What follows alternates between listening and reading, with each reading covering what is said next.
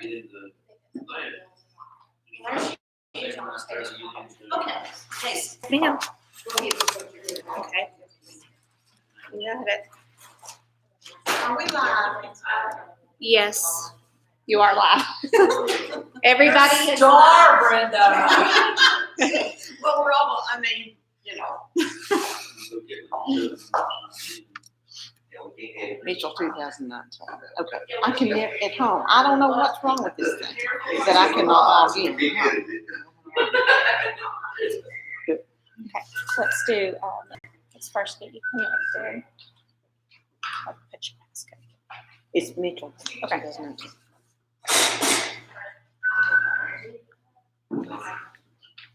See how many things it puts up there? They won't ever hook up. It looks like you have, let me get out that camera.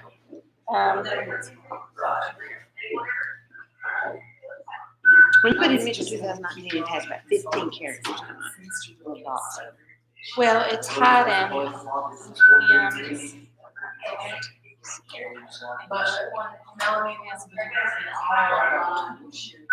But that doesn't look like the passcode, because these passcodes should be numbers. This, Well, have you, that's what I don't have a passcode. that's for your email. It looks like somebody's put a passcode on this to even use the iPad. Has anybody used it? Must have been all of them. Somebody put a passcode on it. Okay, can you get it off? I don't know. How would I know? How do I know? I don't think they've ever used that one. Well, I mean, I have. somebody's and I can use it, but I have to, which is fine. That's fine, because that's unusable for me. Okay, I I will. can't get anything you send me, I never get. Okay. I can't access it. I have to get a special cord. Just keep it whenever you can. Okay. You know, Yes, sir. I currently wasn't sure when the dogs are on. I can put it on this. Yes. General, send it out some more things today. Assistant. Fire. Social council. And then, so, here. Progress. All right. That's fine.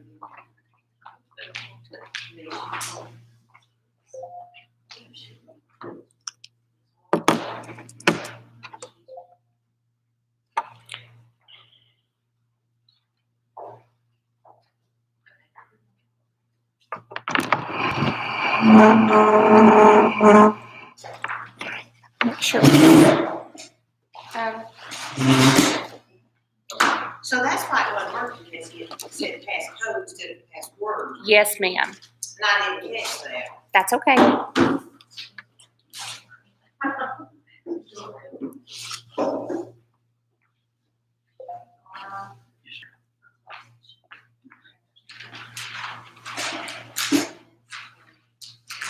Okay, I'm just doing that one. Good morning. It's fine, dude.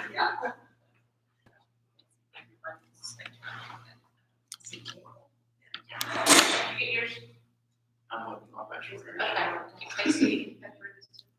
You didn't have to tell her I was going to do it silently. Mine's all. I'm not doing it. I mean, it is. I'll just look at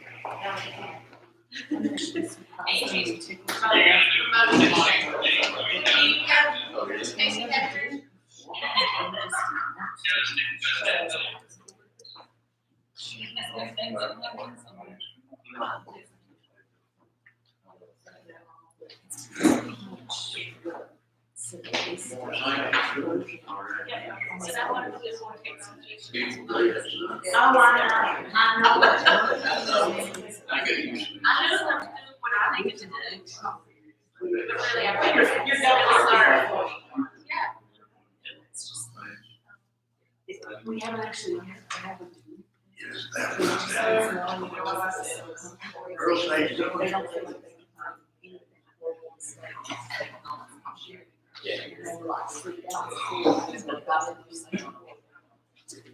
You know, I keep the books and they together. Yeah. When I first got there, they said, you want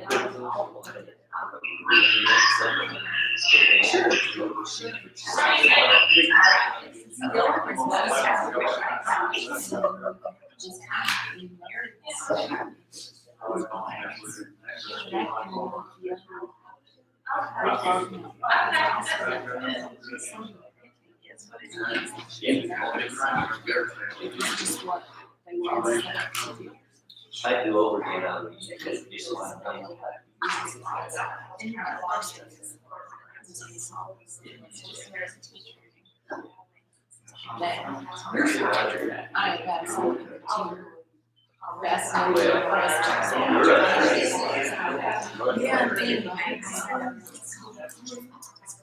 that'd be good. Yeah, we got, we can do everything we can do. It's not as simple to get that. Cloud days.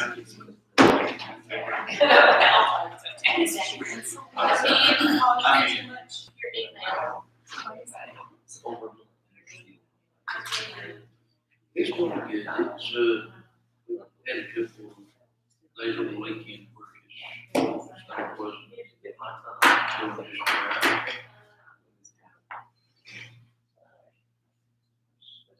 People working.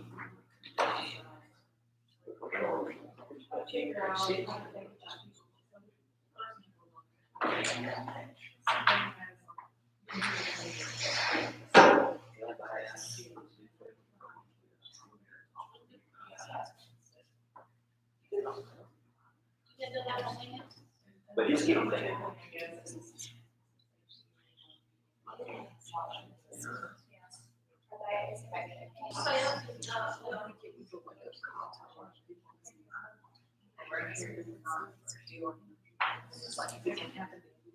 Yeah.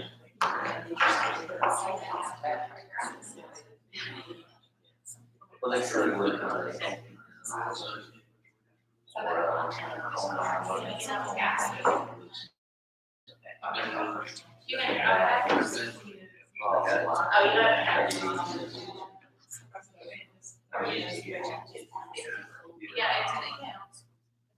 Looks like the year.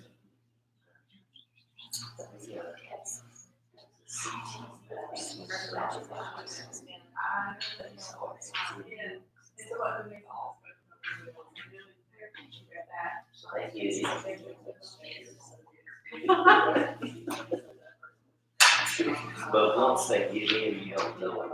Sure.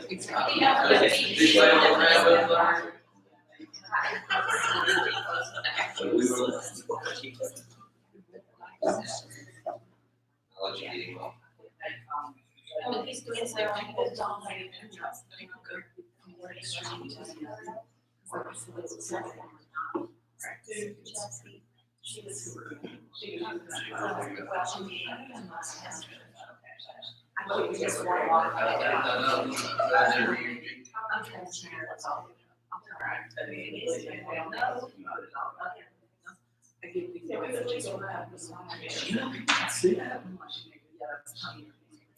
Yeah.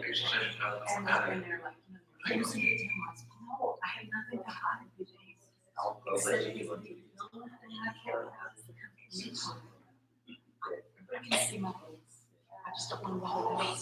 That's awesome. Yeah. You wanna know my payroll? I will send you the information right now. Just don't drive my mic up. Yeah.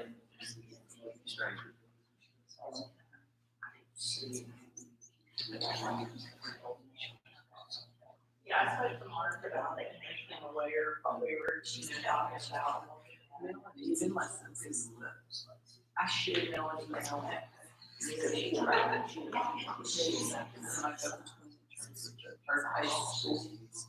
So she, like, she just come out, she would get it.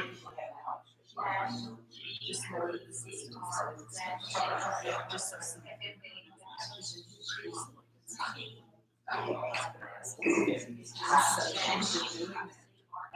She would out of everybody.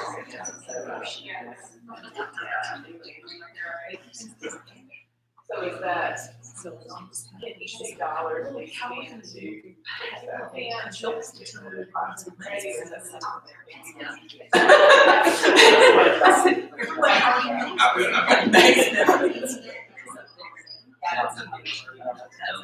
big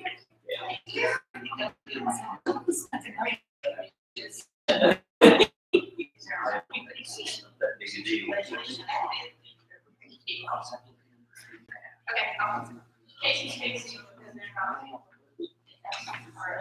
We'll go ahead and get started. Washington trying to get this, go ahead and get started. Good morning. We'll go ahead and call the Board of Education monthly session, regular meeting to order. We get it here on Wednesday, April 29th. And do we have, I think everyone has had a chance, some of you had a chance to look over the agenda. I know we've had some technical difficulties. I have to call tonight, I can't do it. I just need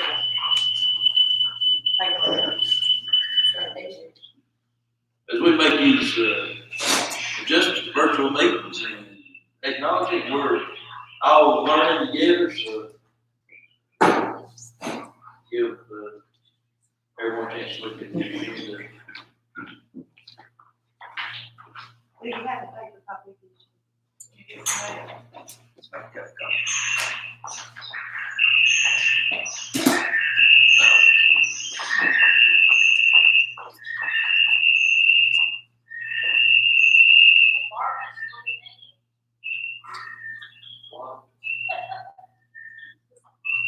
Get your volume on.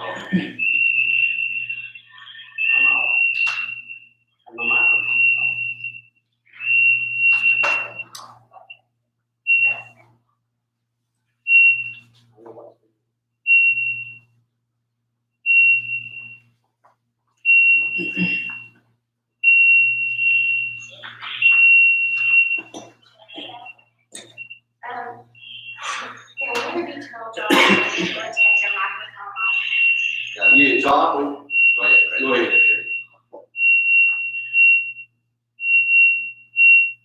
Angie, if you and John could mute your microphones.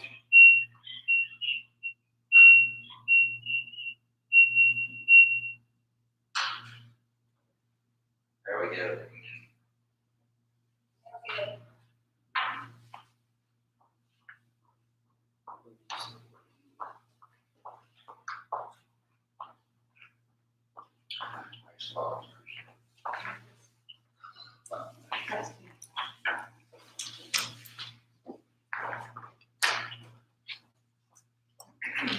All right, now, the members of the board, take a moment to refresh, look over the agenda. We have a motion to adopt the agenda. Second. All in favor, say aye. Aye. All right, if you will stand with me for the pledge. I pledge allegiance to the flag of the United States of America and to the republic for which it stands, one nation, under God, indivisible, with liberty and justice for all. If you remain standing, we'll go to the Lord in prayer. Our Heavenly Father, as we bow before you, we do thank you for this day. We're grateful for your protection and your safety.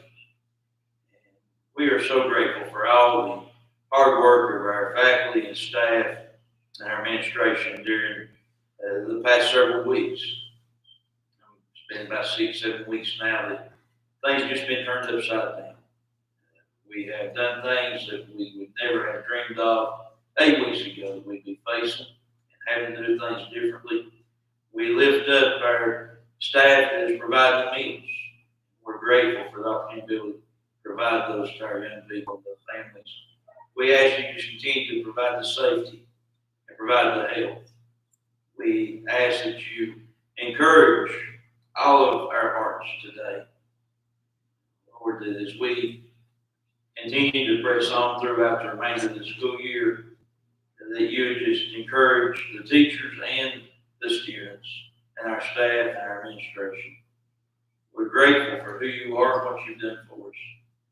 We ask that you lead us through the business as we meet here today. This is asking Christ's name.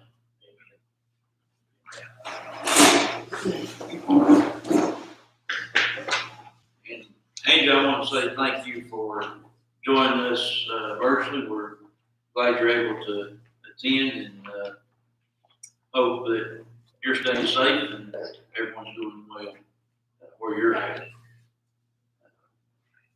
Give the board members a chance to look over and just remind yourself of the ethics statement, and if there's anything that would prevent a board member from participating in the discussion and voting on the matter, then please acknowledge that at this time. Do we have any public input, any questions? And we'll recognize Mr. Calhoun, our superintendent, for the superintendent's report. First of all, before we get into the agenda, I just want to thank all of our staff for everything that they've done up to this point. We've done an excellent job feeding students, keeping students safe, keeping faculty safe, remote education, following all the guidelines, and everyone has just worked so hard and done jobs that normally they wouldn't do in a normal day. Appreciate all the hard work, all the efforts out there. We're actually feeding more kids than we feed on a regular school day. So that's outstanding that we can do that. And, did a great job with that. You've seen some of the lessons, and Jennifer's going to share with you some of the things that teachers are doing today that are just outstanding. I don't know if you saw the WLS report on Mr. Hallfield that he did at Greenleaf, several different things that are occurring are just tremendous what people are doing. People are learning new skills. I'm learning new skills. I mean, everyone else is learning new skills, and we have to. We have to adapt and adjust and try to do the best we can for our kids. One thing as superintendents, we keep reminding ourselves, and this comes up on every superintendent meeting I'm online, this is a health decision. This is not an educational decision. This is a health decision. And this was not made by educators or anyone in that field. We're adapting to it, but this is a health issue and a health decision. So we're following all the guidelines of the CDC or local, state, and national health officials. So that's where we're at. We met last week and we're meeting again today to talk about graduation. And there's some things that we have to work around to make things work. Right now, North Carolina is not even in phase 1. So we couldn't do anything right now. We want to do something today. There's nothing we can do today. Phase 1, from what we understand, still limits to 10 or less people. So, and from what we're understanding, and we've got questions in the governor's office, in phase 1 could last 3 weeks or more, and that's 10 or less people, and we would have to find a way to do a graduation ceremony and make that work. But we do want to honor our seniors. That's very, very important. Some of us have thought, maybe we should wait and it will open up. We don't know that. And these seniors, once they get in college or out in the workforce, it's going to be very hard to get them to come back. And we may do 2 things. We may do something now and then offer that later on when it does clear up. So we've looked at different ideas. We've looked at neighboring counties. Some ideas that are out there are not following the governor's orders. And we're not going to violate the governor's orders. We're going to follow whatever they are. And like I said, right now, until the end of May, the best case scenario to the end of May will be 10 or less, unless the governor's special exemption and advice on that. We're meeting with Stacy, Mark, and discussing ideas. We've come up with 2 or 3, and we'll send those out for seniors to vote on. Let them pick what they want to do. Some of the ideas that have come up is drive-in graduation. For example, this is just an example. This may or may not be one of the choices. Would be set up a stage up on the circle, allow 2 cars, parents, grandparents, whatever come in, student gets out, graduates, gets the rewards. We do a professional video of that. Someone that can video the entire graduation and splice and put it all together and send one copy to every senior so they can see it, what went on. So that's an option. Total all virtual is an option. Hopefully, we can move into phase 2. We could do partial graduations, but just give an example. The first example I talked about, Kim and I looked at time. If you allow, let's say, just 5 minutes, and that's pushing it, 5 minutes per graduate, that's a 2-day graduation. You're talking about 5.5 hours each day with 5 minutes per graduate. If you did 10 minutes, you're looking at probably a 4-day graduation. So, I mean, it's not a simple fix. And we don't have an area that we can do like a drive-in graduation in Mitchell County for everybody to come to. I mean, I wish we could with spread cars out and do that. I mean, the best we could come up with is probably Walmart parking lot. But who wants to graduate at Walmart parking lot? Nothing against Walmart, but who wants to graduate at Walmart parking lot? So we tried to look what would be nice for the students and what we could do for them. And like I said, even if we have to do 2, but to do a traditional one later on, that's fine. We want to do what's best for these kids, and what's best for the seniors. So we're going to put that out there, hopefully this week, for them to vote on and give them some choices that they can do now, and then maybe come back and revisit this again. Because you want that moment to be, I don't think they're going to forget this year, but you don't want it, you want it to be in a good way. And we want to put that out for the kids to vote on. So that's what we're talking about there. The second thing, Item B, you all have already approved the draft version of the 2020-21 calendar. That's next year's calendar. The start date for all but the early college is August 17th for students. I'm not asking you to vote on the final version today because we want the Senate and the House to finish their COVID-19 bill because they address the calendar in that bill. But now I have read the House and the Senate version. And the earliest start date still in both versions is August 17th. So I don't see this changing unless they just change both bills today. So that I think our calendar is spot on. I think it's going to be August 17th. Some of the things I saw in that calendar was instead of 185 instructional days, it was 190 instructional days next year, which I like. This is 5 more days. I also saw in there for counties like ours, I think it's the waiver, that they would allow us to use 10 remote days for inclement weather, for snow days, which is great too. So that might be something that continues right on and on, which would be great for us. So there's several things I saw in both bills. A lot of accountability, a lot of work. I did see a 4th grade test the first 10 days of school in there. I saw the reports that would be due. I did see money for remediation for reading. Just about everything that the superintendents and DPI and the education system requested, I think everything was in that bill. There was a few things added, but I think everything that was requested was in that bill. And I think all the House members supported that unanimously. It was 100% support on that. And I think the only thing the Senate version differs, I think everything's in there. Theirs just has a little bit more accountability and they added a few things, but I didn't see anything really concerning. I appreciate our legislators and what they're looking at, what they're willing to do. So we won't vote on that calendar today. I wanted to make you aware of it. In our May meeting, we will vote on it because we should have an answer then. We can go ahead and probably put this on our website and say this is the tentative calendar so parents can start planning. But until then, we won't make it official until we get the exact bill language. I think they're going to vote on it today, from my understanding. I think we will know today what the outcome will be. Also, this year's calendar, we made changes a bit back at spring break, and I am going to bring it back in May and give you a little heads up here. Christy has done a survey of the staff. There was some changes grading wise. I know we've tried to keep y'all updated on that, especially in the early grades or K-8 grades. Each of the teachers have to do a summary of each kid. Teachers will need time to do that.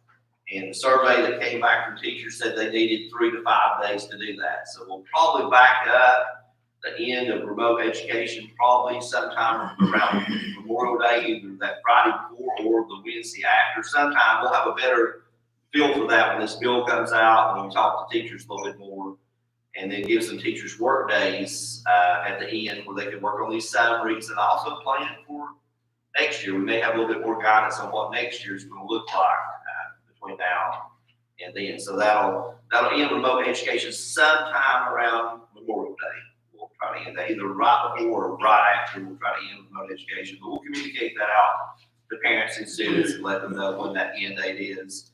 And that way give teachers time to do their summaries on students and get those back out to parents and in the folders where they go. And also, prepare for what next year might look like, if that's the case. So that will be calendar changes that I'll be asking you for the May meeting. And I'd love to have the May meeting at a regular time. I know that's just 2 weeks away, but we probably need it 2 weeks away because we'll have answers for these bills. And we need to get this calendar finalized and need to finish up the year. And it gives us a couple of weeks to put the notice out for parents and for students and things like that. Any questions on either items A, B, or C for me? They all sort of tie together, that's why we all three before I ask the question. Is this remote learning is going to change education? It will. We do, from what I read in the bill, there will be a remote education plan, which we've worked on and have pretty much nailed it down because we had to have it anyhow. It will be due to the state board by June 30th for next year. So I don't know if they're planning on doing that. I don't know what the plans are for next year. All we've been told is that DPI will be rolling out a plan soon for what next year will look like. And you've heard all kinds of rumors. We've heard that we're going to have AB days. We've heard remote, part remote, part regular. We don't know that. That's just rumors right now. So we'll wait on DPI and what they roll out. And whatever they roll out, we'll take it and we'll make the best out of it that we possibly can for our students. I guess you could say one good thing I think will come out of this, parents will have more ability to have internet. I think you'll see more towers go up this summer. And there'll be more cell phone signal and more internet, which will be great, better communication within our county. I think that will be coming because they realize there are lots of counties that don't have areas even with cell phone service. That's the problem we've run into is, we got the remote devices to put out there, but there was areas that didn't. Even a remote device wouldn't do any good, or because the hotspots wouldn't do any good because there's no cell phone service. I think you'll see more towers come out of this, and we'll have more communication within the county to make this work. Remote education is not for everybody. We've learned that. I think kids have learned that. Parents have learned that. We've learned that. Some people can handle it, some can't. But we will work on making it better in the future. Some have done a great job at Excel and with it. Some are struggling with it. I'm personally, if I were a student, I'm more of a hands-on person and being there, it would be difficult for me. But then there are students that they love this and take off with it. So we need to find a happy medium and try to make it work for those. And hopefully we'll be back to normal. We'll be back in school. And this will be a forgotten thing next year. That's my hopes and prayers. Anyhow, this all be over with. Any other questions about summaries and stuff like that? I like that teacher summaries on children and stuff like that. Instead of doing a report card, Sam, this year, instead of having like traditional grades, they ask each teacher to do a write-up on the student. For example, I don't have Christy in here, but you can put in there, their strengths, their weaknesses, what they need to work on, what to work on next year, what they saw from the student during the year, and that kind of thing. As far as grades, the grade that some will receive, especially high school students, is what they were either the highest of what they were at the end of the 39 weeks, or if they improved over remote education. But basically, the K-8 will get summaries on that. Just like you said, I talked to one mother down at Angles, down there, and she said, her son was in the class, about half of them, seemed like, really did well and excelled, and the other half, basically was there, but I'm sure anxiety, played in, this somewhere and stuff like that.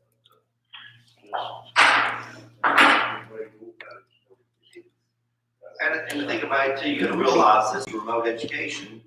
This is remote education during stressful times. It's not, you're just not choosing to do an online class because you can't get outside, you can't do, there's lots of things we've been limited that we can do. And it's not only, I guess you could say educationally taxing, but it's emotionally and mentally, and it's physically taxing too, because just the limitations are out there. So hopefully that'll make it better too when we get back to some type of normalcy. Well, the whole structure has been thrown up in the air. Yeah. As far as sugar structure, getting up, going to school, having that routine, for the most part, has been, but that makes it a challenge. Especially The good thing I feel about Mitchell County schools, I know you've heard a lot of comments throughout the state, well, we're building the plane as we fly. Yeah, I think everybody said that. Everybody's building the plane as they fly. But I think we had all the tools on board and all the staff prepared and ready to do it. So I feel like ours, even though we might have been building before we were flying it, we were trying to find tools here, there, and yonder, because I can go back to what this board did with our commissioners and put the one-to-one devices, K-12. We did have to buy it. If I remember Devices? correctly. No, we didn't. We had enough device. We have a device for every student. The only thing we had to buy was the hotspot. Okay, I remember buying. Was the hotspot. So we had the tools there. A lot of systems didn't have the tools.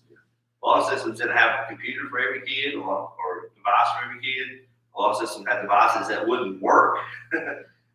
So we were very fortunate. So I appreciate you. This board was really pushed this. Plus our commissioners got behind this and pushed this and made that happen in the county. So I feel like we had the tools on the plane, where a lot of them were trying to get the tools while they were flying out on the plane. So Remember, I called you and told you how proud I was, because I was hearing on the news, all these counties couldn't do this, couldn't do that, didn't have the devices and the tablets and hotspots, and I was, this little county had all that, we We were did. going, it is. you know? Yep. I think it's amazing. It is. And some counties, I think, jumped right in, whereas we sort of had weak, there to prep. And we've learned And that helps, I think, but it also means that our faculty and staff was working during what was on in their spring break. And, we thank everyone for what they've done during that time. Because it is, at least, a week's not huge, but having that weekly time sort of, say, okay, how are we gonna approach this and what we're gonna do instead of just jumping right into the fire. That's Yeah. You know what you're talking about? Nobody knew this was gonna happen, you know, God forbid. You said, you know, back in January, said, this happens, this is what we're gonna try to implement. You know what people need people? You know, y'all need each other out here, some coordinates, teachers need each other. Children need each other's interaction when something like this happens. You're all of a sudden, you know, isolated. I think it'll give new awareness to a lot of the parents, you know, just what good teachers y'all have out here and everything like that, you know, where the kids were isolated, they didn't have any kids or anything like that to interact with. Not at all. And I think one good thing that's come out of this is the public has learned to respect the job that teachers do. And the thing about, you know, a lot of people think teachers, they only work 8 to 3 and they're done. We've got teachers doing Google Meets at 6 o'clock, 7 o'clock at night, 8 o'clock at night. They're trying to meet the needs of their students when their parents are available. There's no test hanging over their head that are making them do this. You know, we've heard that before. Oh, well, the reason the teachers are doing that is because of the test. Well, there's no test. And they're still doing it. So yeah, I appreciate the staff that are working so hard to do that. I know that. And they're stressed too. They like to be back in school too. It's not that they're enjoying it. They love to be right back in their classroom with the kids. I think they realize how much they miss them when they did miss them. I'll tell you, I'm amazed at what, you know, and of course, it's not hearsay, but yet y'all had your act together, and you didn't know this was gonna happen, but you had things like your feeding of children, your education and everything. And it's a great amount of credit, you know, somebody don't put it in the newspaper, whatever. I heard so many systems, you know, down in the country, just got basically just threw up their hands, they didn't have any closing dollars, just threw up their hands and didn't do anything. But you know, y'all have done used every resource that you got, you put things in order. And children, they don't, you know? I think, I can't stand up to myself. I know the other board members feel the same way, you know, and it's just, I think the week leading up to closure, and all of us talking and meeting about it and worried about it, and then is it gonna happen, is it not gonna happen? And worried about it, when's it gonna happen? And then we closed on Saturday, and then when we put this staff in the room on Sunday, I think that was the defining moment, because everybody just took off. When you did. And when I say everybody, that was everybody, that was When you did everybody. what? Did We you put do the that? staff in this room on Sunday after they closed. We met over here one Sunday, and everybody took a leadership role. And a lot of them took leadership roles they've never done before. I'm talking principals, everybody took leadership roles. Leaders in our campus, some that are not even administrators, but are leaders, took leadership roles, and they ran with it. We didn't have to tell them what to do. We didn't have to say, you need to do this. They took it and they just did it.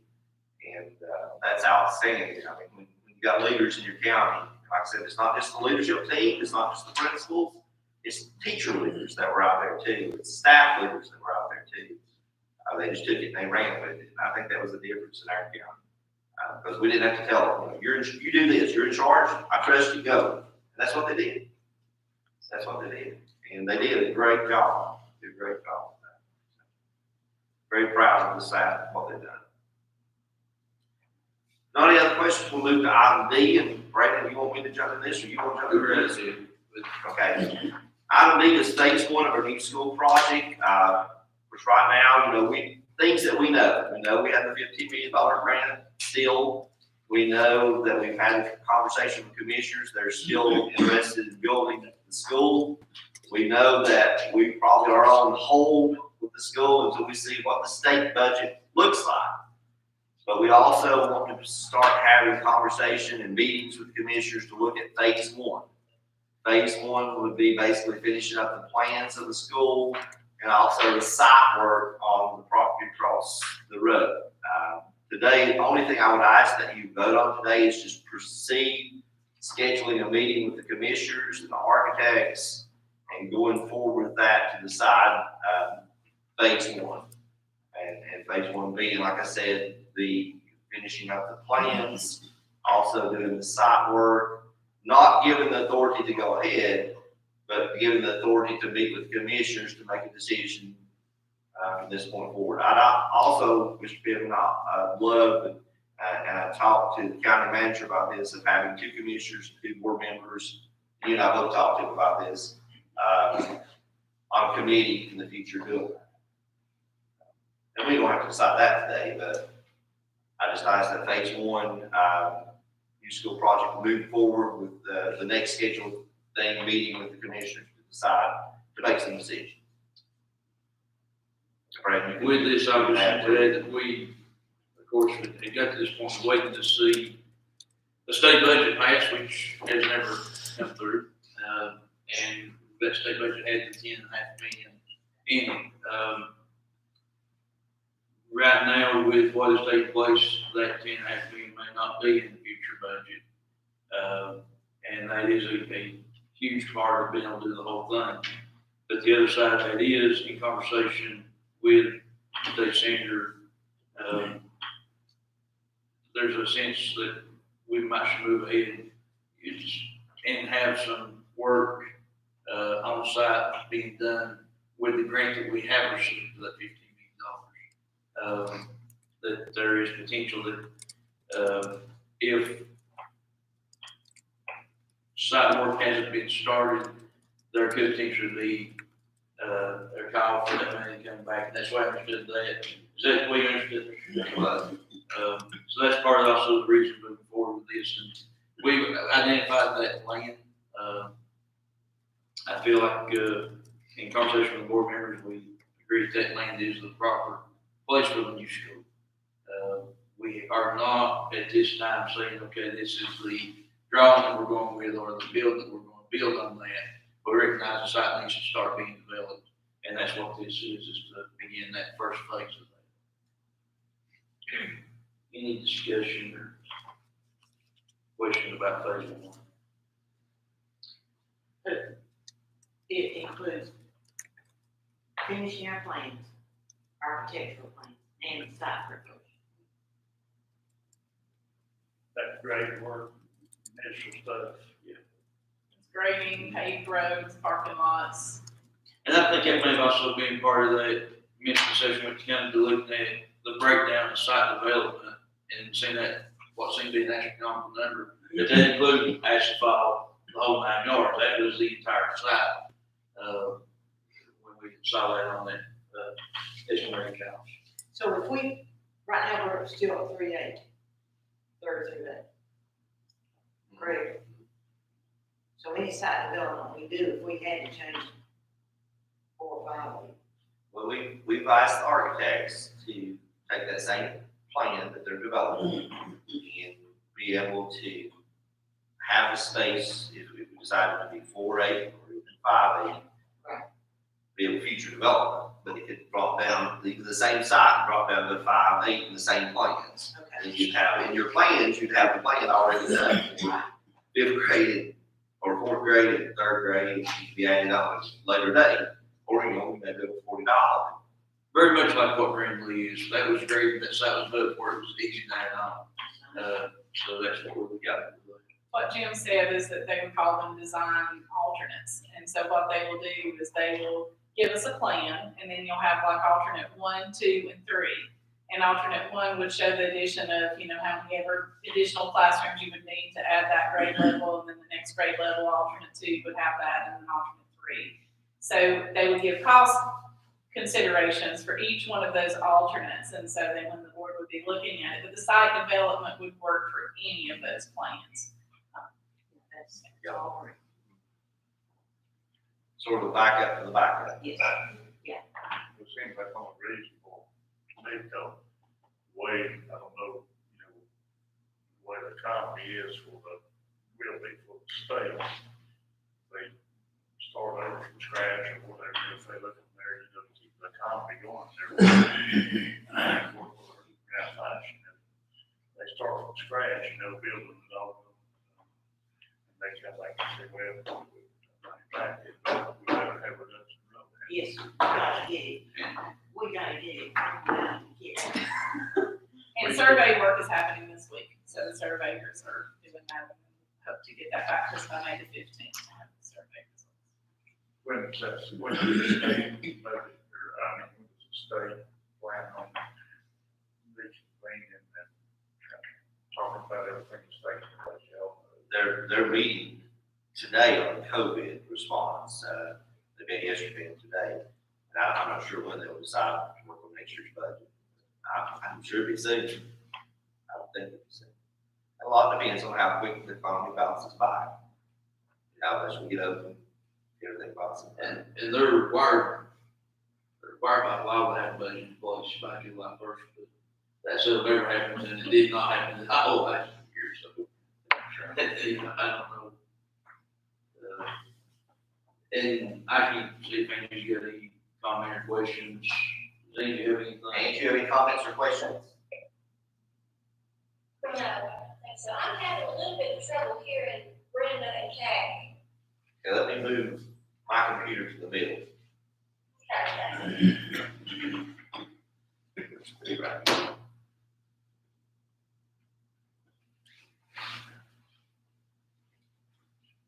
No, I am fine.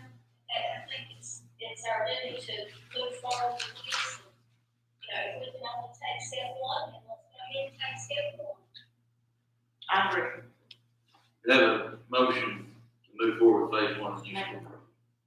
Got a motion, and they say second, all in favor say aye. Item E, is the 2020-21 Commissioner funding request, and to be honest, Brandon, I sort of got a little backboard into this a little bit.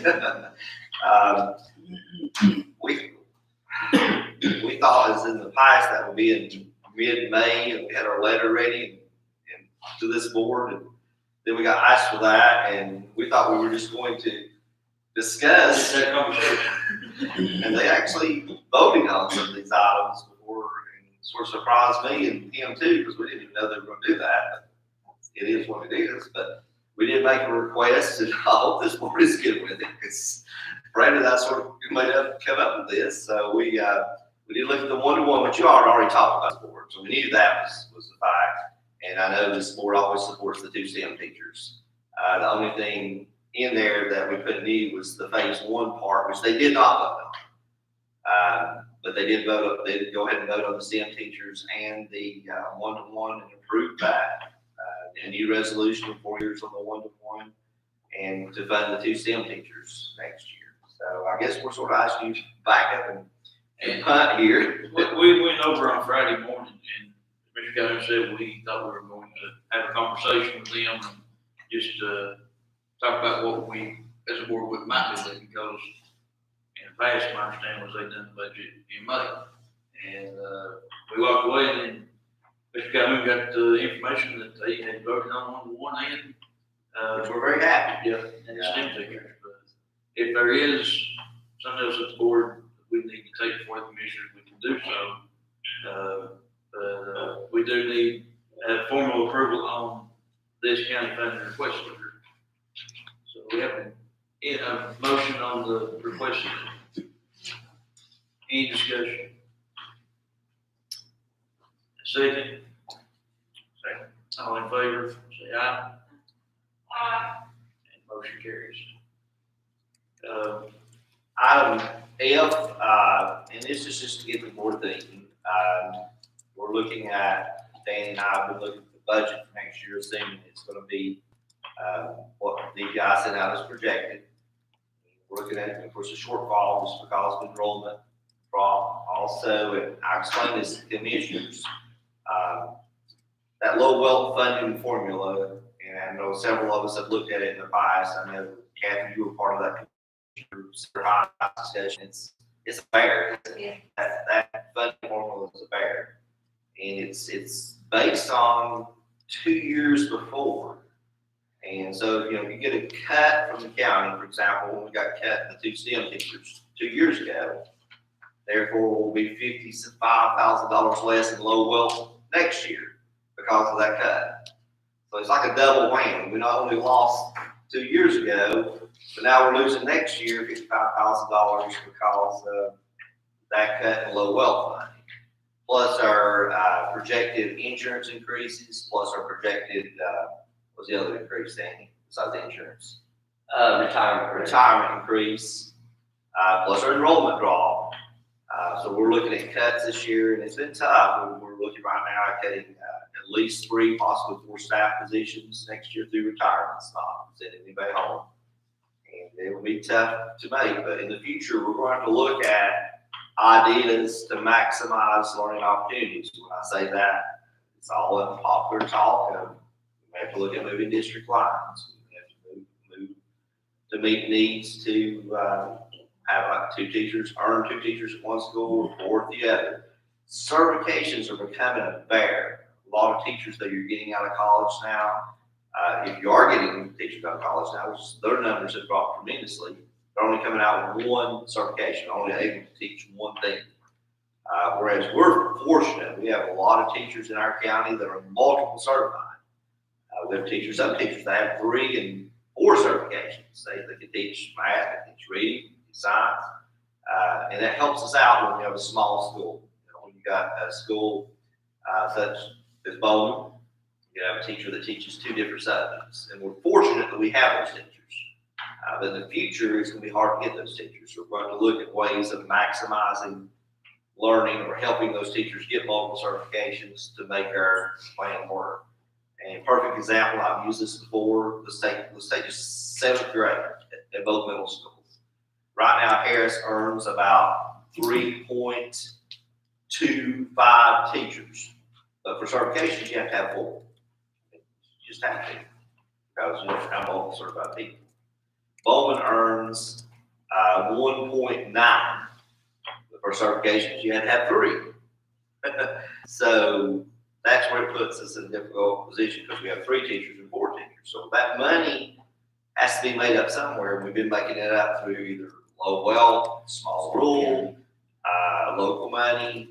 That's where we cover. And as these increases come, and you get less and less of this money, and you have to make cuts when you have And then on top of that, your enrollment drop through the year. A lot of people say, well, you know, if you lose 3 kids, we'll just cut 2 kindergarten teachers. Well, you don't lose them there. You might lose 5 kindergartners, but then you lose 2 first graders, 2 second graders, 2 third graders, 2 fourth graders, 2 fifth graders, and so on. And you're funded by the totality. You're not funded by the cuts there. And you still need that number of teachers there.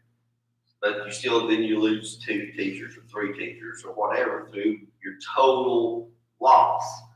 And that's hard to understand sometimes. So any cut is not popular. I have talked to the principals. I'll be making the cuts in the schools, and they understand it's tough, but they understand why. And it's legit. I mean, there's nobody they're not getting. In other words, they're not having to increase their class. They are having to increase their class size, but it's still below state standards. In other words, let's say 7th grade, you earn a teacher for every 25 teachers. But if you cut a teacher there, you're still going to have less than 25 kids. You're going to have 21. So, I mean, it's not good. It's not popular, but it is what it is. And we may have to look at things in the future because we've got to the point. I think we have got to the point. I don't know where we can cut any more elementary and middle school teachers anymore. I really don't. I really don't see where we can cut any more elementary and middle school teachers in the future. So we got to look at different ideas now instead of where we're going to cut. And then say, well, we can cut the high school, but then when you start cutting the high school, you cut programs. And then that takes away from kids. And I'm not in favor of taking anything away from kids because then you cut opportunities for kids. And that hurts. So we cut, we just about cut out. But now if we get this new school built, that fixes a lot of this. But between now and whenever that is, that time frame is, we may have to make some adjustments to make some things work. So we do have a plan. We're pretty close. I know even in those 4 positions that we looked at cutting, if they were to gain 4 or 5 kids in that grade level, that might mean adding a teacher back. So, and you never know. I mean, you could have 3 families move in here that had kids in that same grade level that you just cut, and then there's not a place to cut. So, I mean, it's that close. That's where you're sort of teetering on numbers. So, just wanted to let you know, be thinking about. We're not going to make any decisions on this today. This on time. We would probably need a summer work session, just to talk about ideas and things. But this will get your minds churning about what we could do in the future. Thinking about between now until when we get the new school open to handle these cuts without having to cut programs.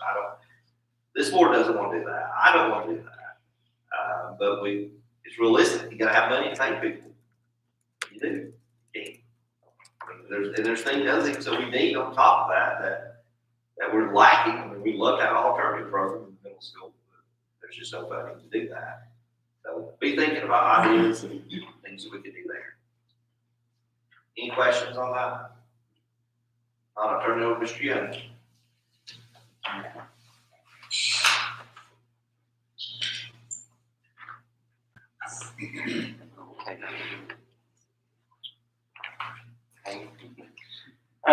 First thing I have is an addendum to the current year's driver's education contract.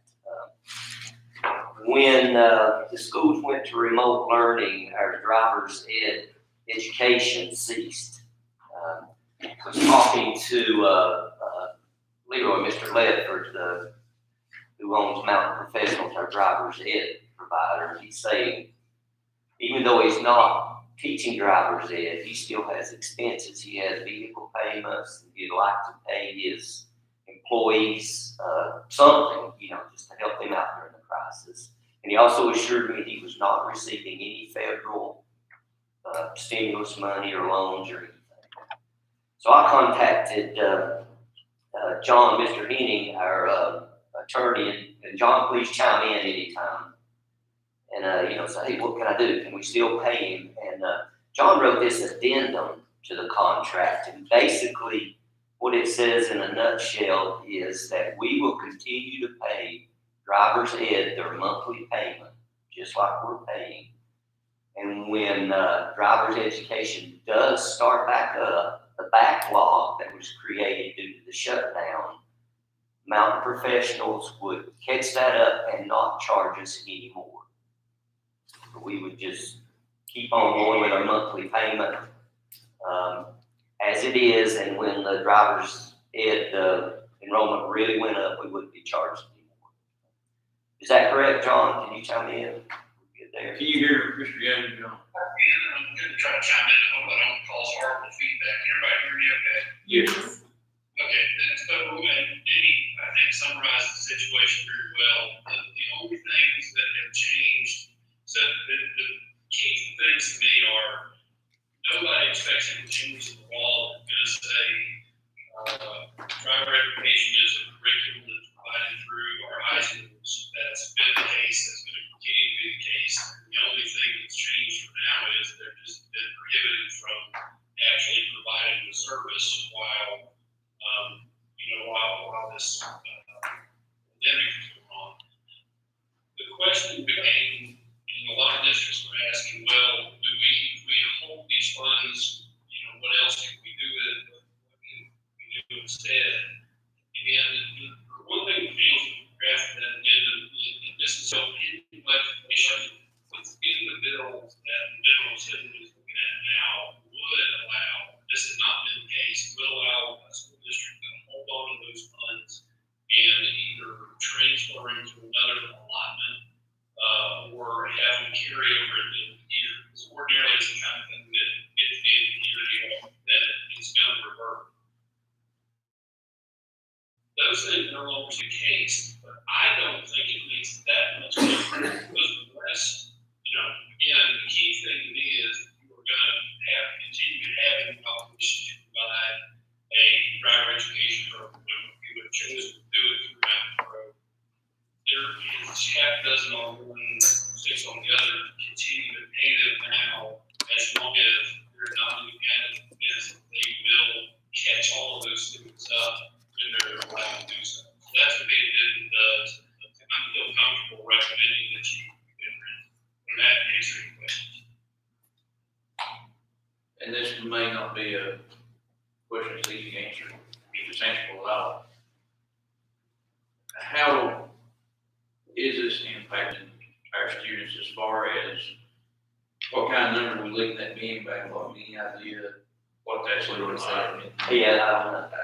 I don't think you have an answer to us, but I think about those that say it is August where they're able to resume. That's gonna be challenging and to try to catch everybody up.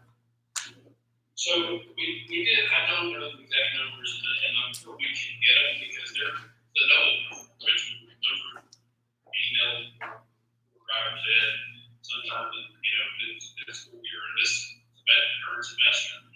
So we can find out and that's one of the things that I wanted to work through with Mr. Ledger and really try to get out of if we're going to continue to pay you, we are going to be comfortable if you're going to be able to provide the service and catch it up and not have any added expense in the district. And I believe in, so for example, and some of you I'm sure remember about 3 or 4 or 5 years ago, the state kind of toyed with the idea of getting driver education away from being a curriculum that's provided through the high schools. They thought about community college and having it taught that way. That ultimately didn't happen, but we had a good 6-month window went way in the fall that we were trying to wait for a lot of work about that, and we weren't providing any driver education. It was no longer funded. We were sitting there with a backlog building up, kind of like we've got now. And over the course of about 4, 5, 6 months, they got it all caught up. I don't believe that the time constraints on them are so great that they can't catch it up with just giving it up. So it's given to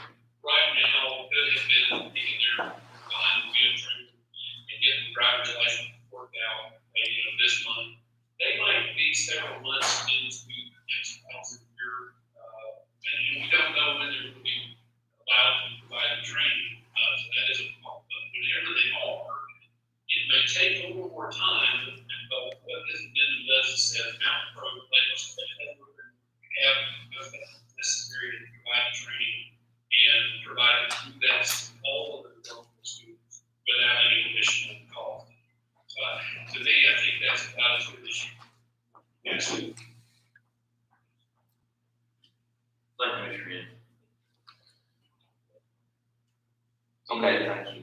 Any other questions?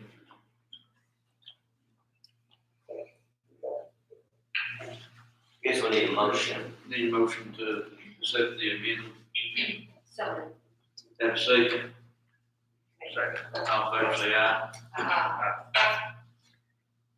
Okay, thank you. The next item we have, item B, is hazard pay for frontline workers. And what we'd like to do, Further talk about that. Yeah.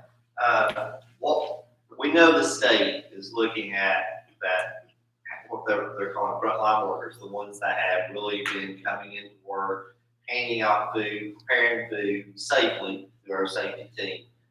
Really have put themselves on the spot because they're not remote at home like most people are, or that were during this crisis, is looking at an hourly pay increase. I know the legislators have been looking at a $5 per hour. I don't know if that's in the bill or not in the bill. I didn't see it, but I probably didn't know where to look, to be honest with you.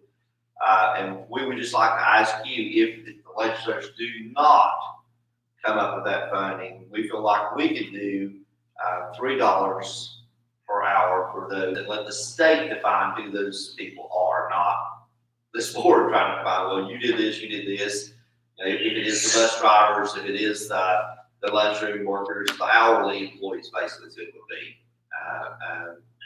And pay them for the time that they did, not for their entire paycheck, for the time that they put themselves at risk, pay them an extra $3 an hour just through this crisis. I do think the state can handle this. This is sort of our backup plan in case they don't. And you could definitely table this to the next meeting if you want to, but I mean, we'd like to just let them know we are considering and thinking about them and doing this. You know, a couple of counties have went ahead and done this, and then we'll get the money back or work the money back. We haven't done it yet because we haven't realized look where we're going to pay this out of. And this would come from that money that governor will actually come from local money, and then we'll repurpose the money from Governor Cooper. So that's sort of our backup plan. Not that you're voting for this to happen today, but for this to go in place in case the legislators do not. I think they will. I think this is a viewpoint. I think they will come through with this. But just let our staff know that this board is thinking about them too.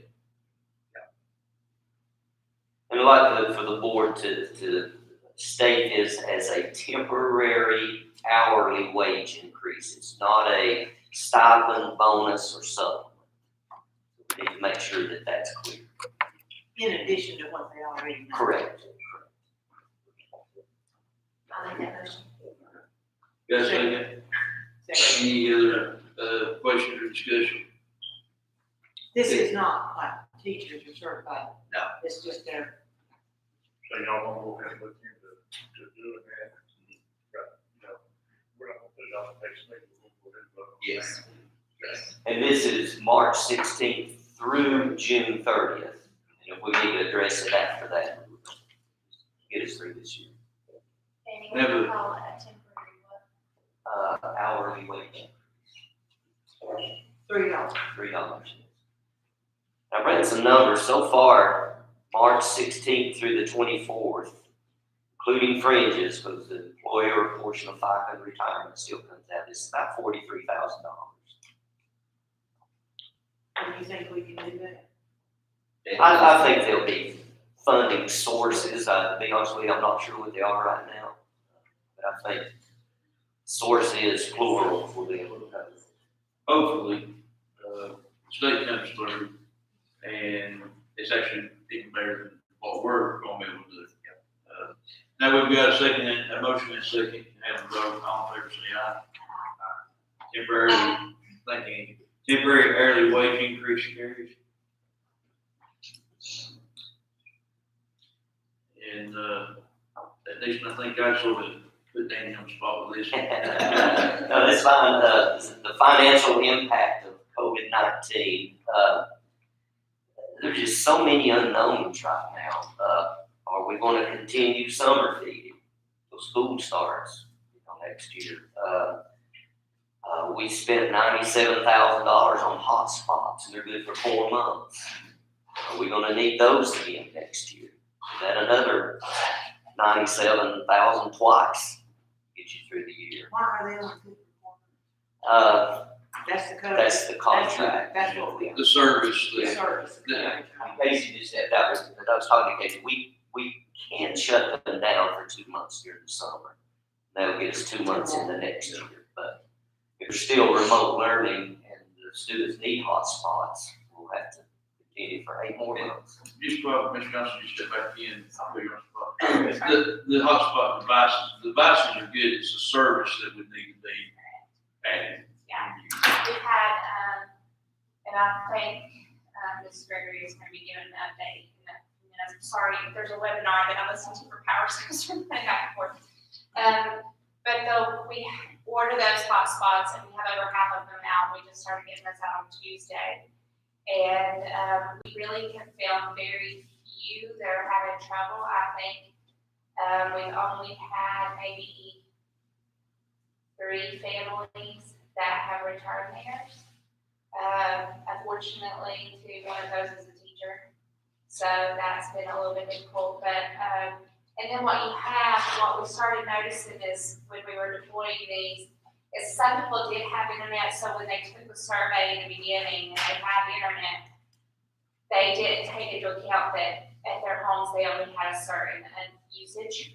So then they're like, oh wait, I need one, and now that everybody is trying to use internet, we're running out of data quickly. So of course, we sent, in the beginning, we were like, we'll just send 1 device per household, and then we backed up on that really quickly. So if they were in the 4th through the 12th grade, the MacBooks themselves take just a little bit more oomph. So we sent 1 per child, and then if they had like 2 kids in elementary school, we just send them 1 because they don't need as much power. They're not watching as many things and doing as many things as the 4th through the 12th graders.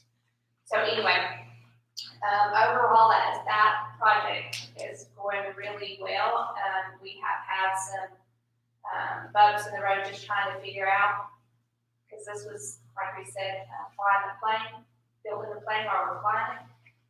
Just some things that we haven't, that we didn't think about. But I will tell you, the software program that comes with Kajit is phenomenal. And so we can tell really quickly what kids are trying to access. And if they're not really trying to do their work, so we can turn that off. It cuts off from 11 to 6 at night. So they're not up all night trying to, do other things. But if you all want that report, I can show you what they are doing on there, and I can show you what they've tried to do, but it wouldn't let them because it does have extra content filtering and everything on it, which is wonderful. And then we've already started talking about some ways that we can use these in the future and how that might look. How would the 3 hotspots return? There's no cell phone service, no cellular service. It runs off cellular towers, but I will tell you what AT&T and Verizon did when we first got these.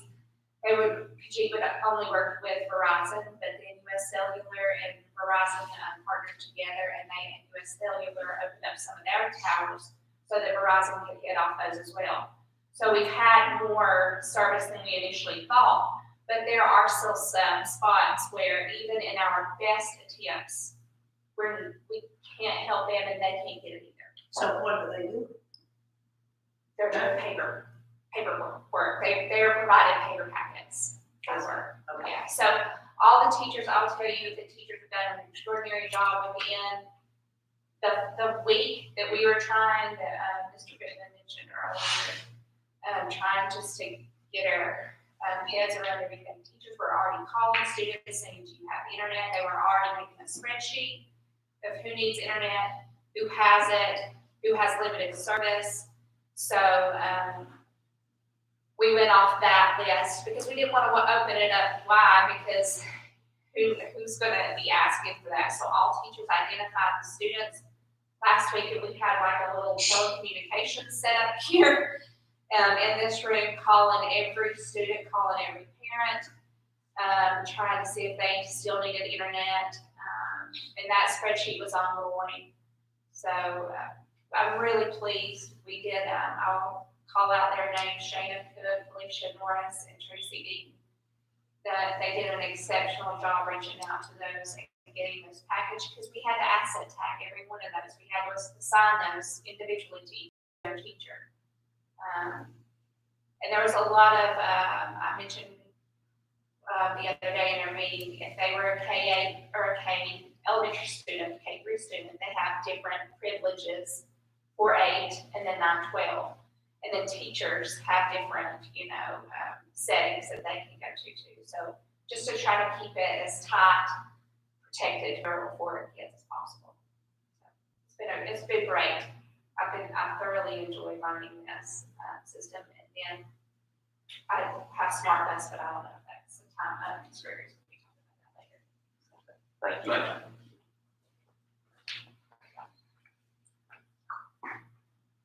Thank you. Currently, the state has provided us with $69,874 to help with the COVID crisis. It's not really new money, it's just money that was initially allocated for the summer reading program that was reallocated to help with the COVID-19 crisis. That money can be used for school nutrition, school community-based childcare, cleaning and sanitizing schools and buses, protective equipment, and remote learning.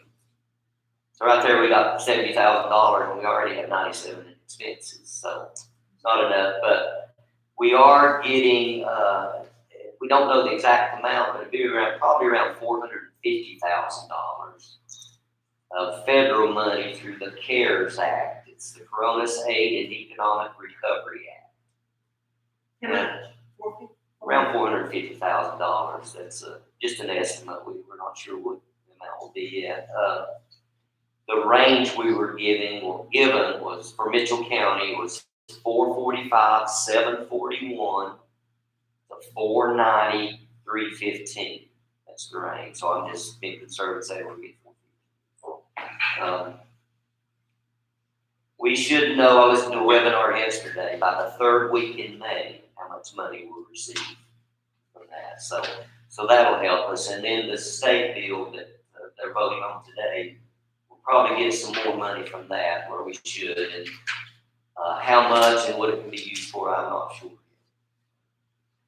So anyway, to answer that question, it's just a lot of unknowns. We don't know the true financial impact yet.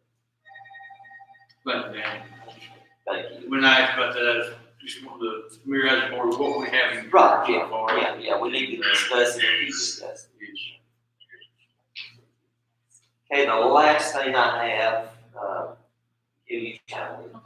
is the distribution request for needs-based public school grant. That's our $15 million.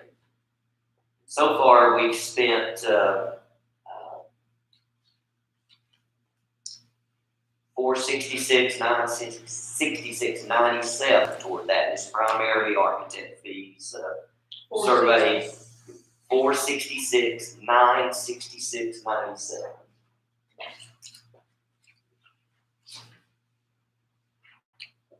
Does anyone need a copy? That's out of the 15. And we have to provide a $1 to every 3 match, local match, and that's shown there. So the amount we're requesting from the $15 million is $350,225.23. Our board has to approve this request, and the county commissioners have to approve this request. It's my understanding that it's on the county's agenda for Monday, May the 4th. Have a motion, we approve the distribution request from our needs-based grant. We had to do this. Yeah. We need to address this part now. We don't need to combine it with the site prep and all that other stuff. This is looking at what we have spent altogether already. Just to give it- So because the grant is required to be 3-1 match, we're going to actually, 3/4 of it, we'll put the other 4th out of our capital money Correct. with that. This is already all been paid. We're just asking for our reimbursement. Any other questions? Have a motion? Second.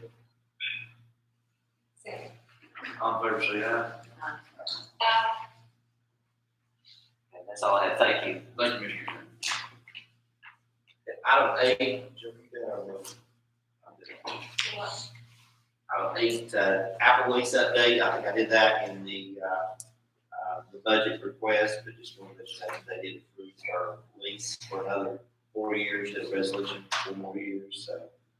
Pleased to be getting new devices next year, and we're taking these other devices up soon to get them back. Very pleased, and special thank you to our county commissioners for voting to do that. Appreciate that. As in your agenda, you have a link to the CTE local plan. And so if you want to connect to that, that's where we'll start. And I will apologize beforehand because this is going to be a little bit lengthy. Everything for CTE was brand new this year. And so CTE is funded through 2 different means. We're funded local, by state and by fed. Federally, we're funded through funds that are called Perkins funding. The last time that Perkins funding was updated was the first year that I was a CTE director, which was 13 years ago. And so Perkins 4 funding formula was out there for a long time. This year we transitioned to Perkins 5 funding, and Perkins 5 changed the whole landscape of CTE. It changed how we're measured, the accountability framework. It changed the courses that we can offer. It changed how they count for graduation. So everything changed. In the past years, I have been able to give you a link to where we write our local plan.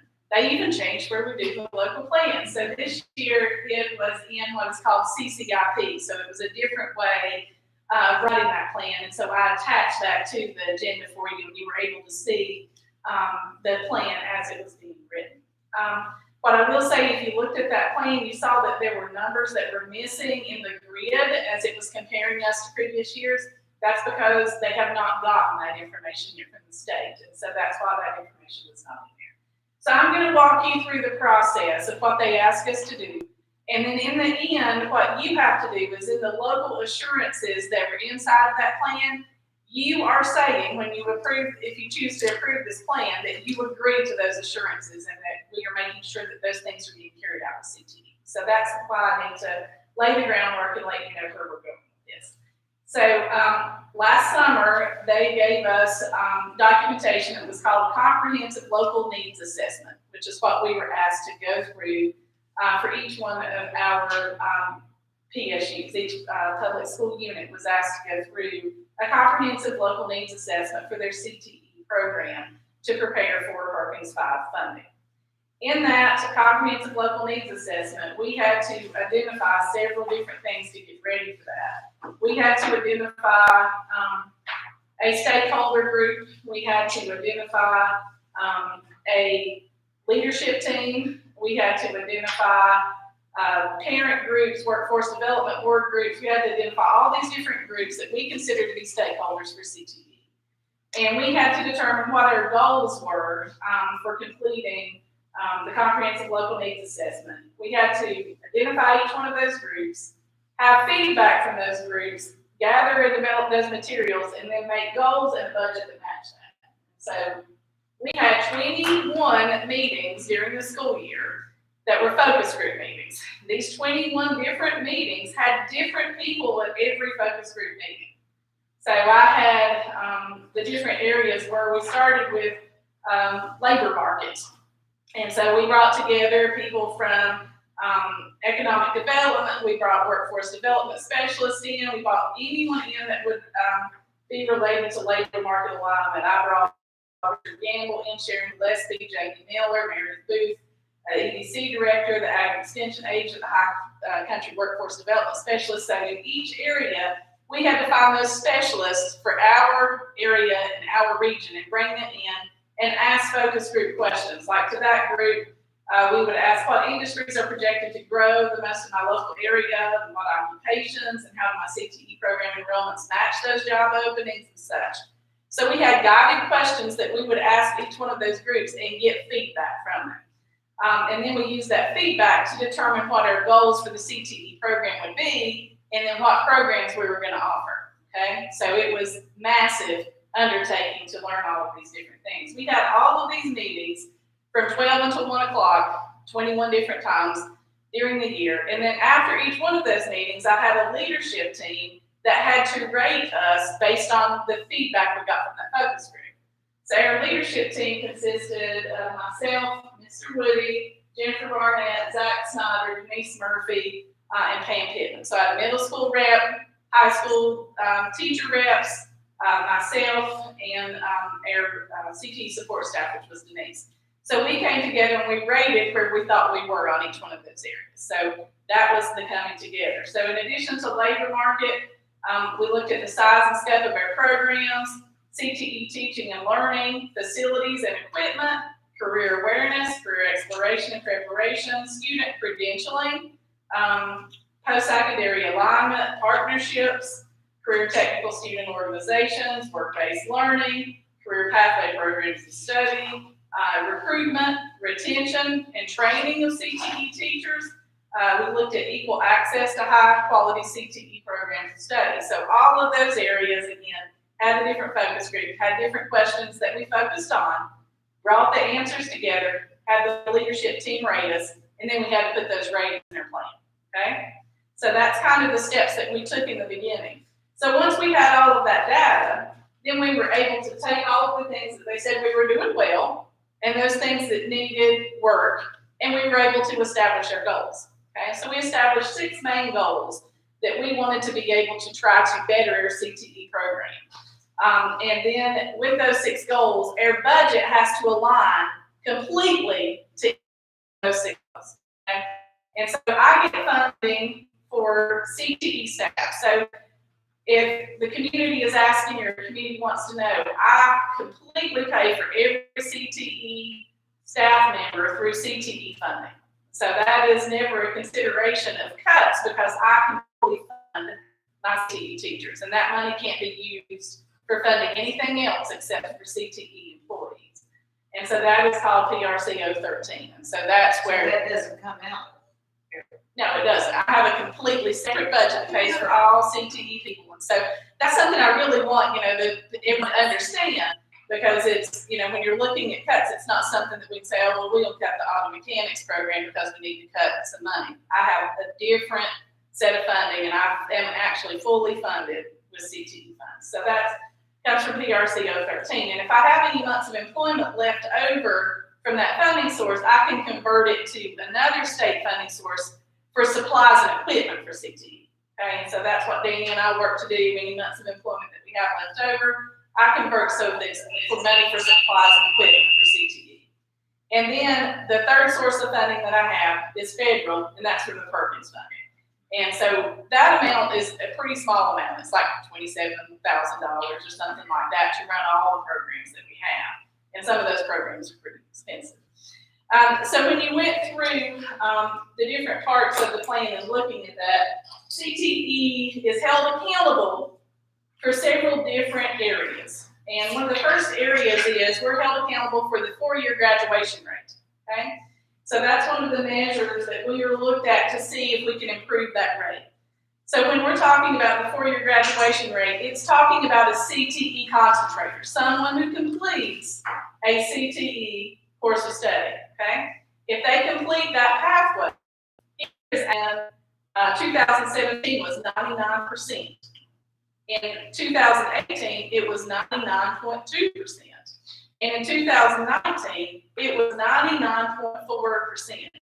So what that shows you for Mitchell High School, if a student came in and they got into a career area of their focus, they were going to graduate. I mean, if you can say 99.4 people graduate for 3 years, we can show that. I can go back, it's been 98, 99 for at least 10 years. 99% for 2017, 99.2 in 2018, 99.4 for 2019. And so what we have to do is we have to write strategies for how we're going to improve that rate. Well, I don't know that we can, we've improved it 0.2, for the past 3 years, and you've been able to see that, but we have to show ways that we're gonna do that. I talked more in this part of it of how we will maintain that, because we didn't need to show improvement really. We are way ahead of what the state's graduation rate is. And so I talked in there for some of our strategies of, we will continue to provide high quality CTE, CTSOs in Mitchell to provide students with a variety of activities, conferences, and competitions, because that helps them stay in school and graduate. So does the workforce development activities of having an internship, an apprenticeship, and the different tours and the different things that they can take. So I talked more about that. And that we would promote that 4-year graduation rate that we have in CTE to let people know what that rate is. At the beginning of the year and through the year, I talked to you about how this was going to change and how it was going to look, that the kids no longer were going to have to take a 4-course sequence.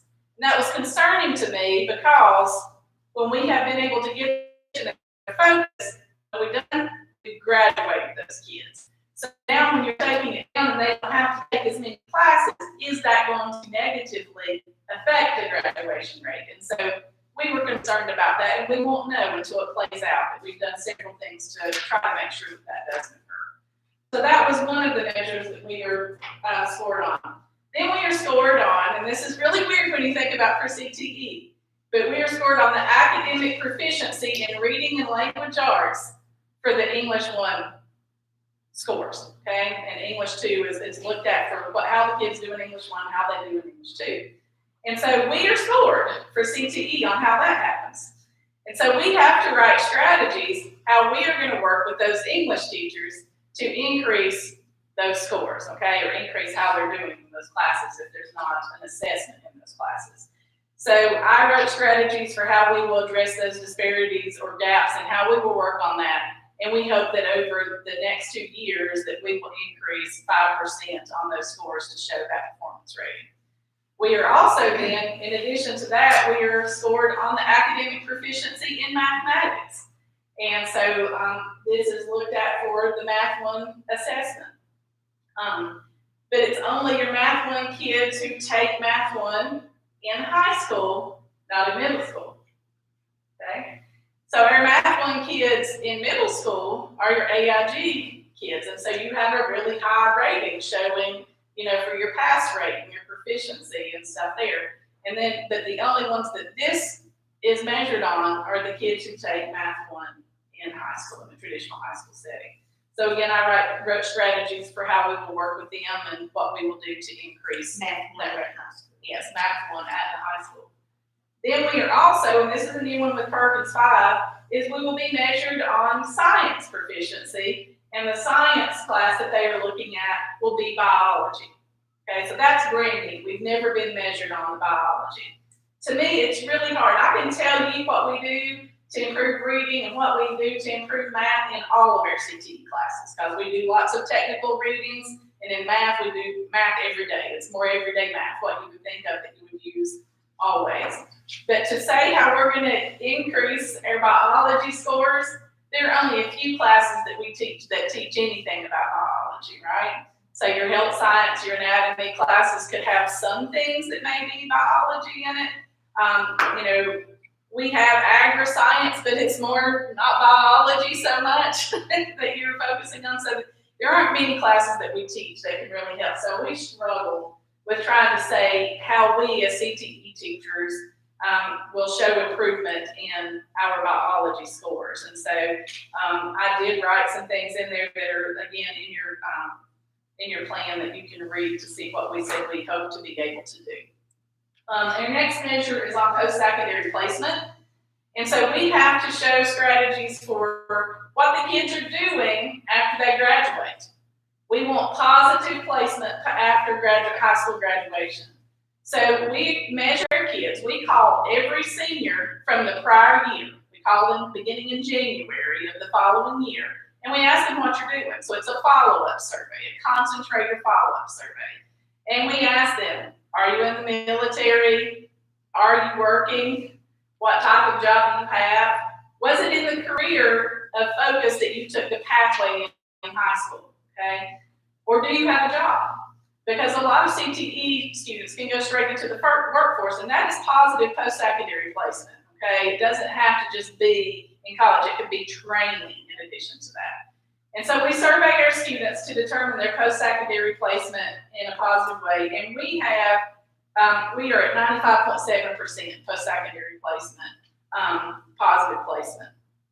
And the state's average is at 95%, so we're a little bit higher than that. And you're not gonna have 100%, and we know that's not ever gonna be 100%, but in writing strategies there, we just talked about the different ways that we would support those students in making that happen. We are also measured on non-traditional program enrollment. And non-traditional enrollment would be taking mechanics, okay? And so every class that we teach does not have a non-traditional component, okay? So parenting would for males, but business classes are not necessarily male or female, so every class doesn't have a non-traditional enrollment part. And so what you're trying to do with your non-traditional enrollment is to attract the opposite gender that is not normally in that career focus to those classes, okay? So how many more females can we add in drafting? How many more females can you add taking auto mechanics? How many more males can you attract to taking foods and early childhood? And so they're looking at that. Now that number will never be high. Your non-traditional enrollment, if you're focused on, 20% of your kids took something non-traditional at school. And so what we try to do is when we have speakers come in, we invite in the non-traditional people to come in as speakers. I think we have the best example of non-traditional at high school. We have a female welding teacher. What more can you have there? It was also has been cheerleading. It's pretty fun to talk about it out in the industry. Another measure that we have is for recognized post-secondary credentials. So we are measured on the number of credentials that our students earn. So we credential our kids in several different areas. We credential our kids in hunter safety and beef and pork quality assurance. We do credential our kids in SolidWorks. We credential our kids in ASE for auto mechanics. We credential them in ServSafe, in CPR, in Microsoft Office, in QuickBooks, in all of those areas. And so it started about 5 years ago with CTE of offering some kids they can away, that help them in a job or help them get into college. And so those are called credentials. I get a certain amount of money inside of that 14 budget that can only be spent on credentialing for kids. And then you have heard me talk about some of our CTE teachers get bonuses based on credentials. If the industry recognizes that as a high quality credential, they get a bonus in that area as well. And so we are measured on the number of credentials that we offer, and that is an area that Perkins 5 looks very heavily on. And so that's something that I really focus on writing strategies for to improve. Then we are also usually CTE was based on our technical attainment, on our post-assessment scores. In Mitchell High, we have been in the top 3 in the 13 years that I have been a CTE trainer. That's not me, I'm just saying that I can tell you the ratings for that time. The top 3, not in our region, but in the state with our technical attainment scores. So Perkins 5 is using that as a program quality other measure is how they are going to look at that. So if you don't have the credentials, they're also going to look at your technical attainment. And they're going to look at the number of students who take career and college promise classes that are in CTE. So if it is a CTE focused CCP class, okay? So that's how this measure will come about. They will look at the technical attainment scores. They will look at the CCP courses that were taken. And so that will determine that score for our students. And those are measures. Into our goals. And so I will briefly, as I said, I'm sorry, I know this is lengthy, but it's just for an understanding to know what's going on. Our first goal, again, identified through that comprehensive local needs assessment and all of those focus groups, is that we will improve Mitchell High School graduate non-technical and professional skills, okay? What you hear of those is soft skills, okay? So we are gonna work on improving the soft skills of our graduates. That's what we hear from industry that constantly needs to be improved. So that will be a focus for us for 2 years. Again, where our spending will happen from our budget and where our strategies will come with our teachers. So that is one of our So the areas. soft skills. Okay, so soft skills will be your problem solving, your interpersonal skills, written and oral communication skills, teamwork. So the things that you hear as 21st century skills, the ability to interview, the ability, to show up on time and not be absent, and those type of things. Those are called your soft skills or professional skills. So we will have a focus on those non-technical skills. So they're going to learn how to do the work plus how to do the job, how to be a professional. And let that be a focus. Another goal that we will have is we're going to develop 3 new pathways. Okay, so as I said, they took a lot of courses away that we did offer, and so we're going to offer 3 new pathways that are data-driven with industry input. So this came from industry saying things that we needed to offer to ensure their success and career readiness. And those pathways are going to be in financial securities and investments. And that's going to be the addition of some financial planning courses that we're going to be offering. And we have accounting 1 and 2 and business law, and then we will offer the financial planning 1 and 2. The second pathway focus will be an entrepreneurship career pathway. So in the past, we have offered 1 entrepreneurship level class. We will add a second entrepreneurship class that can be offered. And so again, for Mitchell County and small businesses, most people in their lifetime are going to have a small business, something extra that they're doing, and this will teach them how to do it. And our renowned teacher is sitting in the room with us that will teach that. The third pathway that we will be offering is a programming pathway. And the programming language that we will be focusing on is Python. And so Python is just one such programming language, but it is one that is used out there by all industry. Every industry that we have uses programming in some way. And so that is also a job that you can work from home to work in addition to working with businesses. So we want to get jobs out there and careers that the kids know that also have that work from home and stay living in Mitchell County. And so that will be one of our focuses as well. So those are the 3 new pathways that we will offer: financial securities and investments, entrepreneurship, and programming. And we have worked with our community college on that as well to make sure that then there's a seamless transition what they are taking in high school that goes on to our community college. And so that was, again, part of those comprehensive local needs assessment to determine what those things were. So what we identified inside of here is we were very clear. Who is going to do it? What is it going to be? How is it going to be done? And when is it going to be done? So for each one of those goals, you will see it crystal clear if you read that plan to know how we're going to do those things. So as you look back at that, that was great. The next section was very huge, and there were lots of attaboys, and so I'd love for y'all to look back at what those focus groups have said we're doing well. And I could stand here and brag all day on CTE, but I'll save you from that so that you're not here all day. But please look at those things and see the wonderful things that they did point out. The next goal is that we will offer 4 more CTE honors courses to provide challenging higher level instruction for students to aspire to an advanced level of learning. So every CTE course that we offer can be written to an honors level, but it means an honors portfolio has to be developed by the teacher, and then we offer that as an honors credit. And so we have kids who are, of course, our GPA-seeking students, right? And GPA-seeking students would like to be able to take some of those classes, but in the past felt that they couldn't because it was on their GPA. So they knew they wanted to be a programmer, that taking Python programming was not honors. They wouldn't take something that was going to be their career choice because it may hurt their GPA and hurt them getting into the college choosing. Okay? So we have identified some courses that our teachers are going to start working toward writing honors portfolios. Now, several of the courses that we teach are already inherently honors, meaning it does have an honors credit, and that comes from the state level. Okay, Accounting 2 was honors level. Drafting 2 and 3 engineering, drafting 2 and 3 architectural.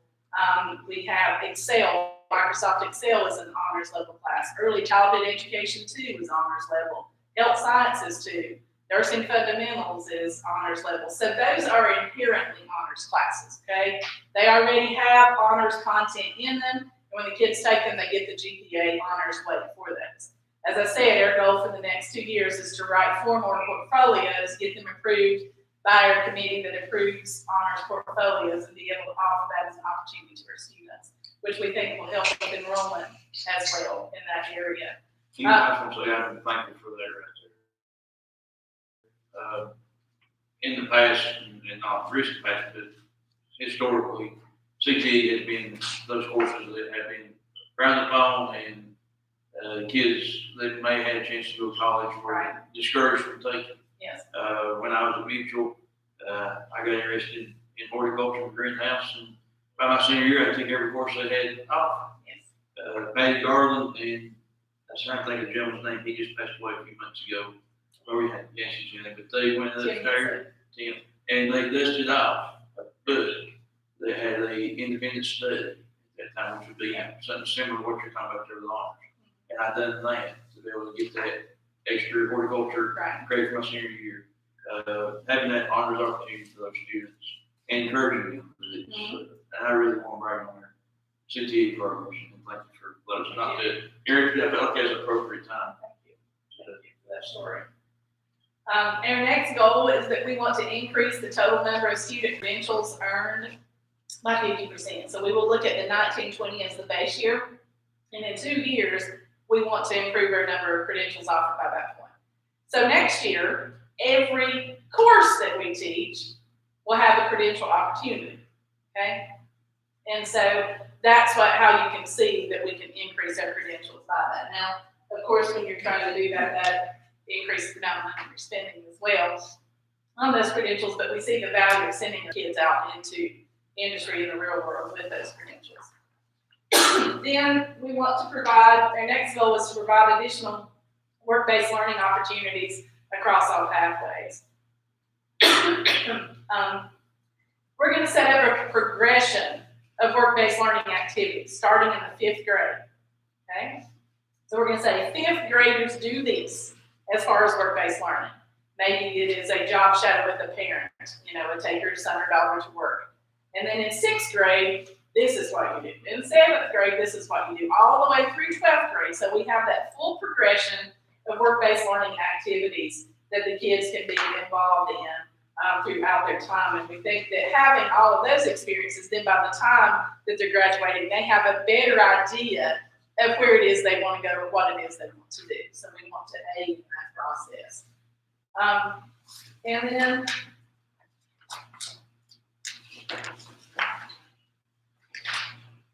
our next goal is to expand CTSO opportunities throughout all pathways. We have a very active FFA and a very active FBLA, but our other CTSOs are not as active. Again, the CTSO is a career technical student organization. So we really want to beef up HOSA, which is for health sciences, and beef up the Skills USA for all of our other trades and such there. So that would be a goal of ours, is to improve that, because I can tell you, if you get them in, if they drink the Kool-Aid, they're going to have an improved skill set. And so those soft skills that we talked about, that's where they're going to get those. They're going to have the speaking opportunities and the teamwork and the problem solving and critical thinking activities inside of that. And then the last area that we wrote a goal for was under the retention and recruitment for teachers. And our goal is we realized that we did not have an exit interview process for our CTE staff to aid in retention efforts. So when we have a CTE teacher that leaves, not due to retirement, but chooses to leave, we're establishing an exit interview so that we can learn from them, why was it that you chose to leave? Was it due to the support that you were or were not receiving? Was it due to different things that were happening on your job? And we will then make adjustments possibly to help retain employees in the future. I will say that normally I have not had a retention issue. The only retention issue that I'm having is with a health science teacher. And we compete with multiple things with a health science teacher, okay? A health science teacher has to be a licensed RN, or they have to be a licensed medical professional. Well, I can't pay them what they can make in industry, okay? And then I also can't pay them what they make as being a school nurse in the school system. So some of our health sciences teachers have them, when a nurse's job opens, they go to that because they can make more money, okay? So I'm competing with those forces to try to bring someone, and then I want a quality person, you know, to be able to be in that position. And we just learned yesterday the health science teacher that we have is gonna leave at the end of the semester again for the monetary focus of, you know, the difference in what she can make teaching and what she can make in industry. So that's the retention piece that I have, and then now looking at the recruitment of how we're gonna bring someone in that position. So I work very closely, or we do, with EC, with Mark, and especially with his occupational teachers, on making sure that we have a different pathway and blueprint for each occupational student. So it is completely customized per student, not per course, but per student. And so our goal there, inside of our making sure that we're equitable, is to design and implement a cohesive marketing campaign to increase awareness of those CTE opportunities. And so we are going to be working with and have a complete brand refresh of Mitchell County School CTE. We still have some people that think of us as vocational education, and that is not what we are. And so we will be spending some funding to be able to have a brand refresh over the next 2 years. And like stories just like Brandon was talking about, of making sure that those things are out there. Again, in the next section that you have, it talks about other things that I'm doing inside of CTE, and then you have the assurances. And the assurances are what you were saying as a board that you were approving. You're improving the purposes that I talked about, that you're making sure that CTE has qualified people that are supervising and working in it, that it's free and appropriate for all kids. We don't charge them anything for, you know, oil inside of an auto mechanics class to dirt and potting soil inside of ag or anything. They're not charged anything. They can't pay for anything. All of those things is free and appropriate. That the expenditures, the things that I talked about, are what I will spend the money on for CTE. That we have a plan that matches industry and economic development. That we've completed a comprehensive local needs assessment. That it's not duplicated. We're not offering programs that they can get somewhere else. That we're serving our occupational needs students, that we have academic skills inside of it, and that it is not discriminatory, and that's pretty much what you're agreeing to.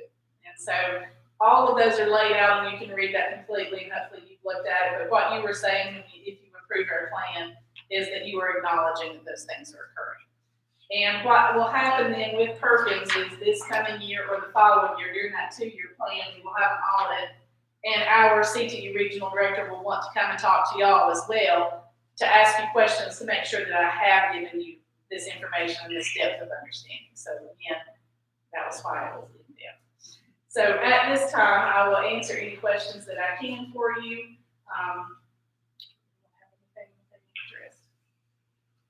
Any questions? I want to say thank you for all the work that you and the focus groups and faculty have put together to spend on this. It's not an easy task. Be overwhelmed when you look at it and go, okay, we got to do what? Yeah, exactly. Yeah, now. And especially when you look at it, they want to improve certain areas, just like the graduation. Yeah. We're doing fantastic. Yeah. I appreciate it. And I think Thank you. a lot of work. Thank you. A lot of work, yes. During COVID, I see the Well, let's get anything else going on. Do we have a motion to approve the CT local plan? So, Second. All in favor, say aye. Before we go into Jennifer's part, she'll load hers on the screen. We'll take a 5-minute break. Yes. We'll go ahead and take a 5-minute break and. Can you pause,